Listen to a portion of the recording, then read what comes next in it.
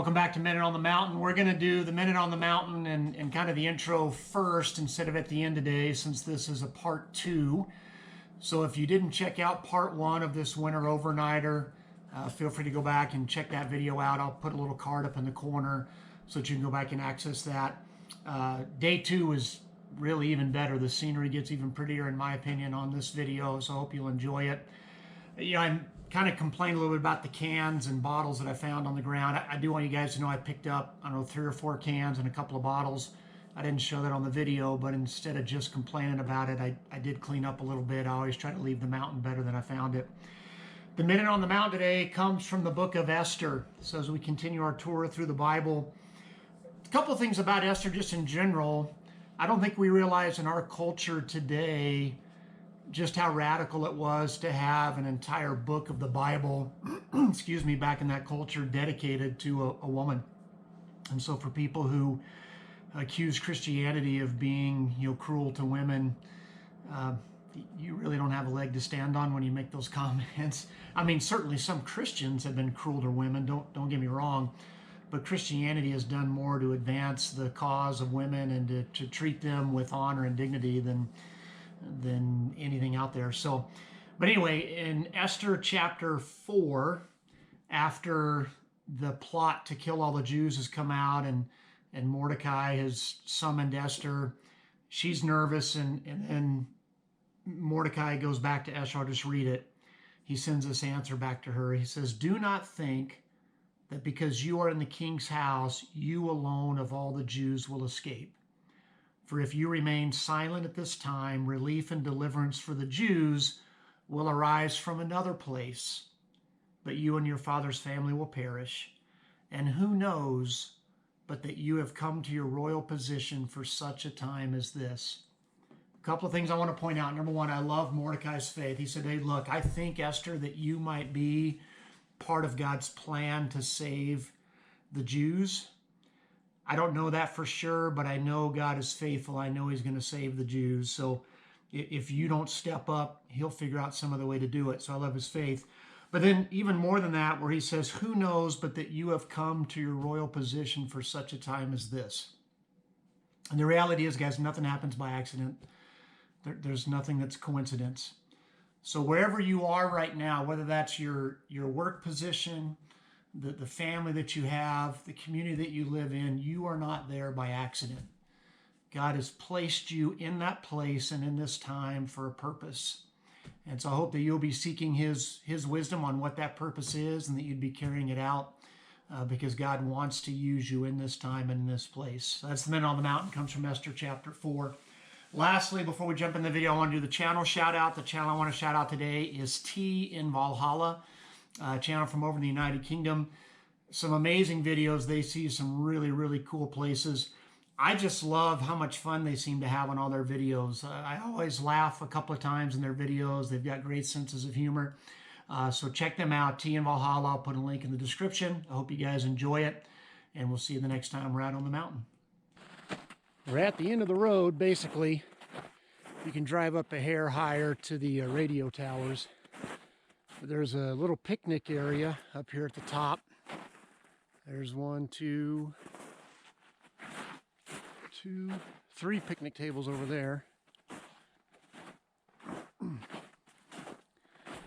then you got more amazing views. This is just right on the edge of the mesa up here. There's some signs over here we'll go take you to and see what they say. Little steps down in there. We'll take this little hike here in a second. And look at that, looking out over that.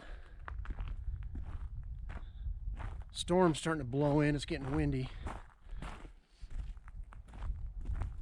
which means it's getting cold.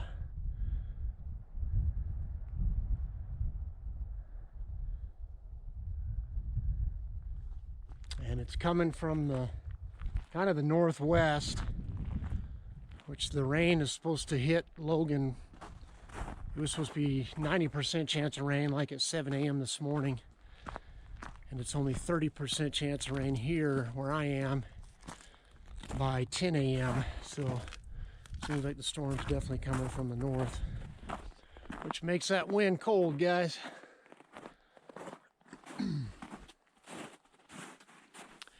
Let's go out on this little observation deck and see what it tells us.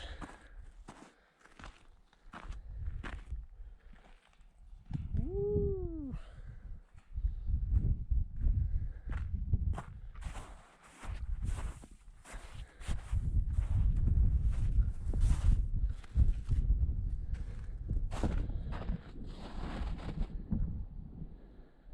Gives you an overview of what you're looking at out there.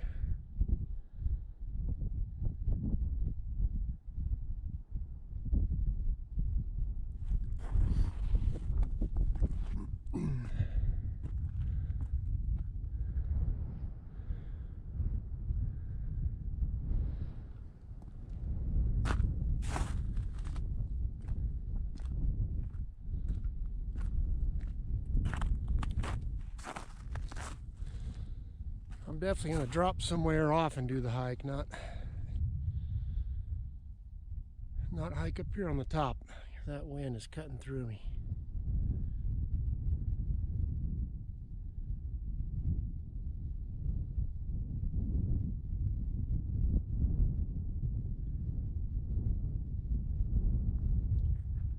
See the Henry Mountains way out in the distance.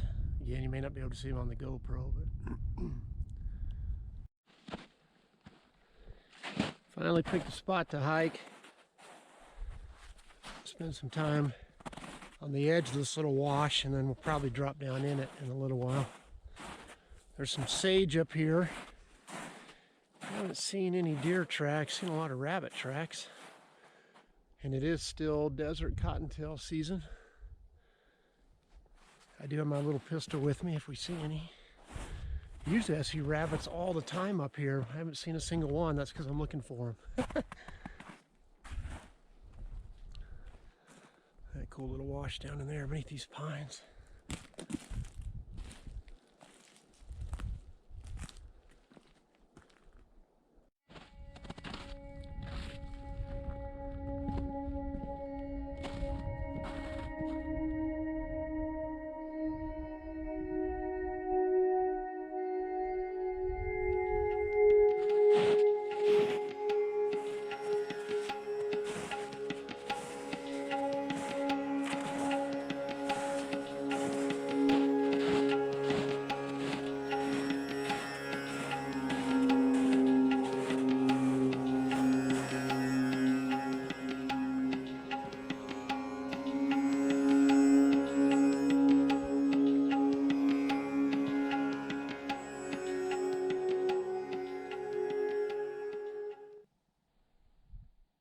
Came to the end of this mesa. There's another wash that intersects from the south. We've been hiking on the top of this one over here to the north, and I don't think I'm going to drop down into that today. It looks really cool down in there, but I do want to go down on Buckhorn Wash Road and show you guys that. So I don't think I'll drop all the way down in here. We'll skirt this around and start looping back. And what we'll probably do today is just take a series of shorter hikes instead of one big long one. I would imagine this will be about probably close to 2 miles once I loop around, so not very long.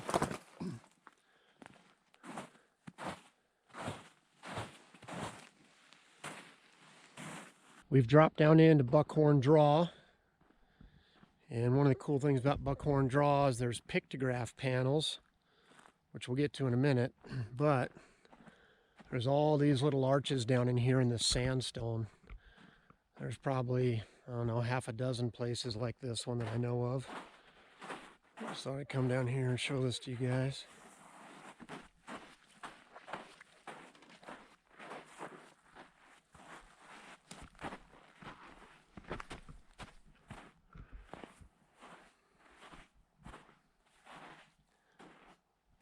So as you can see, they go all the way through several places.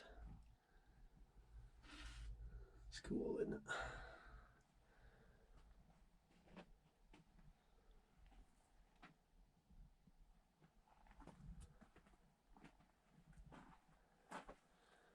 And then you can see the light coming through this one over here. Back out to the front.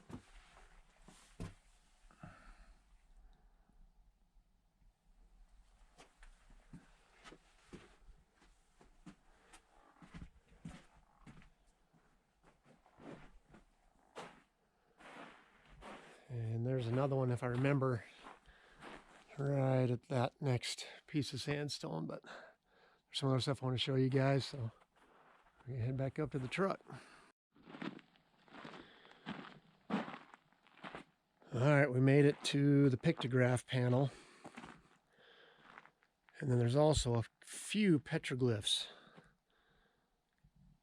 So petroglyphs are when they dig into the rock, you know, scratch out of the rock, peck into whatever you want to call it. So that would be a petroglyph. And the pictographs are when they paint on top of it. And most of these here are pictographs. I'll take you guys down here. I've been to this site a few times. One other vehicle here today. So, beautiful thing about coming down here in the winter, there's hardly anybody down here. They've changed this a lot since I was here. You've got to pay to camp down here now. Last time I came and actually camped down in the wash, you didn't have to. Of course, you can only camp on designated areas. So there's some of the pictographs now. I know they won't show up great in the GoPro, but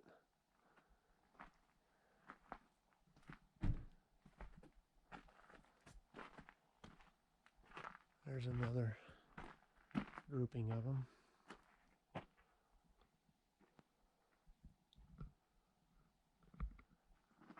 Signs tell you to look at the holes in their chests,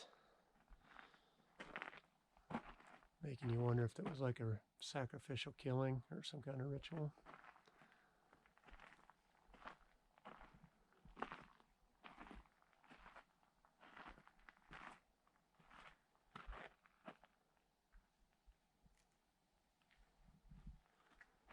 And you've got some little panel up here, up higher.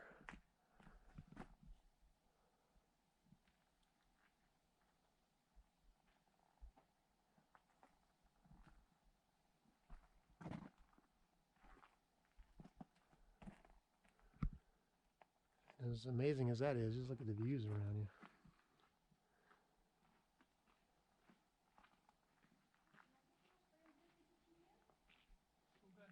We made it down into the bottom of the draw where we crossed the river. Just kind of give you a 360 around here. Got a little campground right here by the river. And then everything just towers above you, man, when you're down here in the bottom. We'll go ahead and walk out here on the bridge.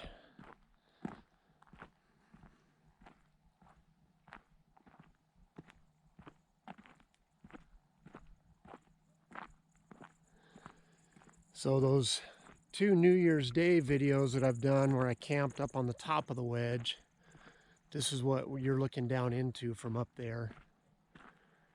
So I'll put a tag to one of those videos here, and if you want to get a perspective of what it's looking like from the top looking down in here, you can take a look at that.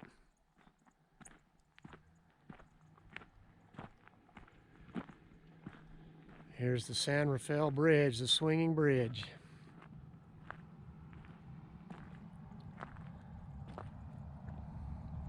I would love for us to see some desert bighorns today.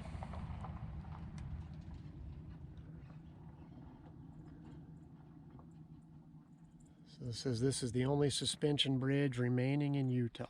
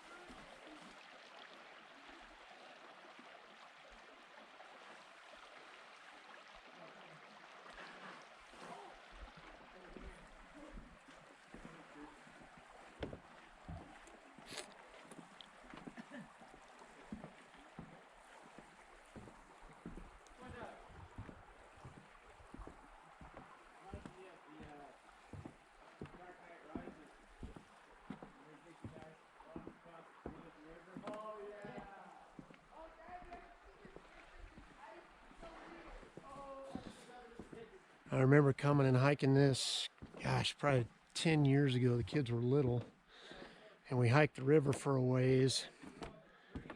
And I thought they were cicadas at first. I'm not sure if Utah has cicadas. Could have been Mormon crickets, but whatever they were so loud in the trees you could barely hear yourself think. I mean, just thousands and thousands of them. Every twig had one on it.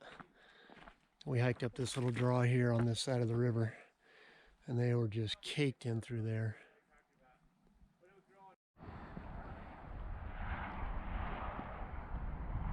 That's looking down into Eagle Canyon. We're just off of I-70. In fact, you can see the interstate carving through over there. And I just got off the freeway again. We're going to head towards Farron. But I wanted to stop and show you guys this overlook.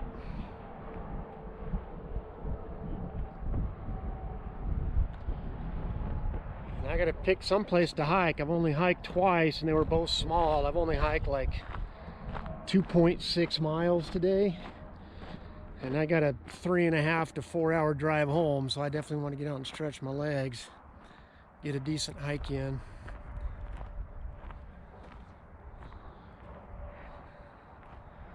This is straight down. If my sister Christy watches this video, she'll be freaking out.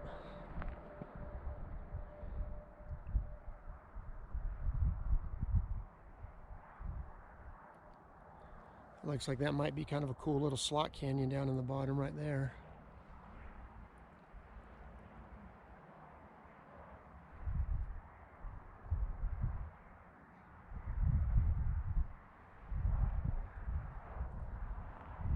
Look at that one lone pine tree sticking up across that. I don't know if you guys can see it that far away. There's a lot of little pinyon pines. That's what this is. This is all pinyon pines, but that's like straight up in the air. That's weird.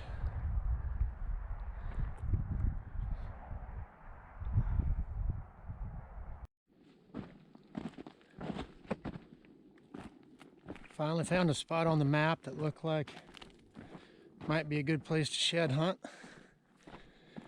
And I am seeing quite a bit of deer tracks around. So hopefully that's a good sign. Storm's starting to come in. Looks like it's raining up high, but it's dry here. So I can spend about 4 hours. And as long as it doesn't start raining on me, that's what we'll do.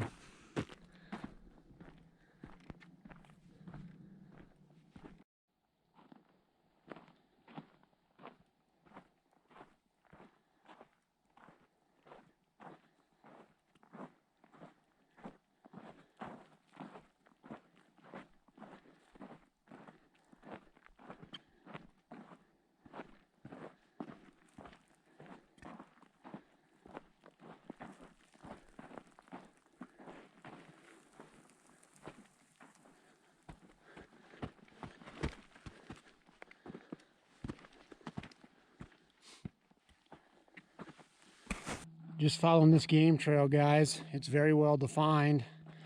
A lot of deer have been on it, elk too. And it's gone through about a dozen of these little canyons like this. So you just drop down in and come back the other side. You stay on top for about 50 yards, then you do it again. So a lot of up and down. It's short bursts though. It's not steady long climbs. It's just, you know, short and steep. So if it starts raining, definitely I'll be turning around and heading back because this will get super slippery if it starts raining or snowing.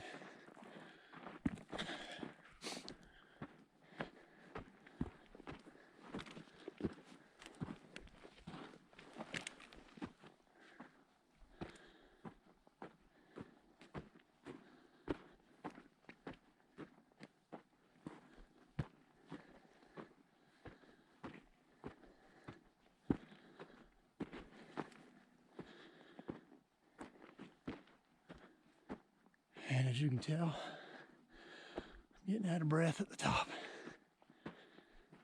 Almost there. Then it looks like we do it again, and then maybe climb up onto a finger that stays flat.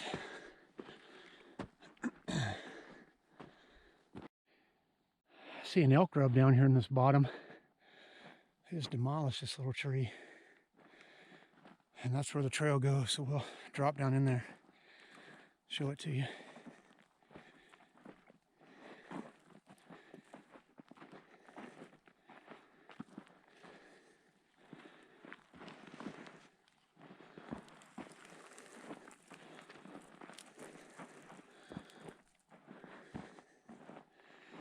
And it looks like once we climb on this next finger, it's gonna be flat for a while.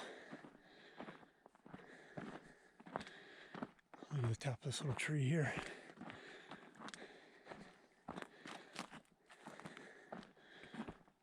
They hammered that.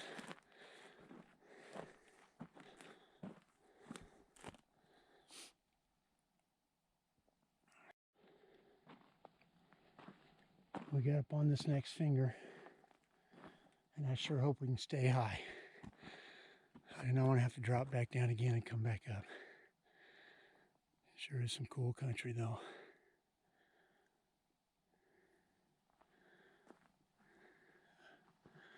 We'll find out here in a minute if we have to drop or not. It's starting to snow just barely. Starting to snow more. And I feel like I'm really in the good stuff now. There's sign everywhere. And there's not snow on the ground, so obviously nothing's fallen this year. I'm looking for antlers that dropped, last year or longer than that. And so there's really no snow on the ground, so it should be easy to see them. I'm going to keep hiking for probably another half hour, but if it keeps snowing like this, I'm going to have to flip around and start heading back.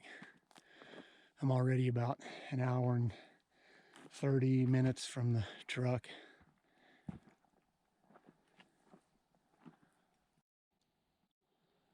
More trees up in here these elk have demolished. Rip those two to shreds.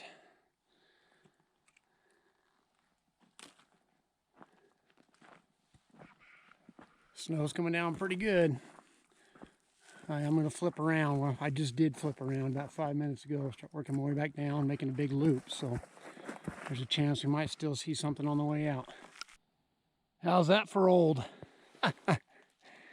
You can barely see the burr on it right there on the end. Just the base of a shed. I mean, literally 100 years old. Well, not literally 100 years old, but it's been up here for forever.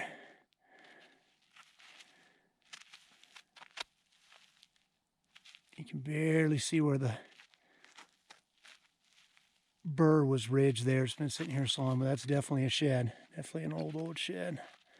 Hey, guess what, guys? That's Emery County. That's a new county on the Utah29 Shed Tour. Certainly not one to brag about, but it is a shed. So we got to check a new county off the list. We got to see some amazing scenery this last 24 hours. That's a great way to top off the day. So anyway, I'm going to go faster now that I've found one. I can check off this county. I'm going to drop down in this wash and make a little better time and see if I can beat some of this snow out. All right, we dropped down into the wash. This isn't the main wash, it's one of the little spurs off of it. We'll meet up with the main one here. Oh, probably 10 minutes. Snow's coming down. I'm in the truck, so it's not as big a deal if I don't get back there before the roads get nasty. I am about I don't know, quarter of a mile, third of a mile, something like that off the highway on the dirt road. But I've got four-wheel drive, so shouldn't be any issue at all. Let's see if we can make some good time though and get back.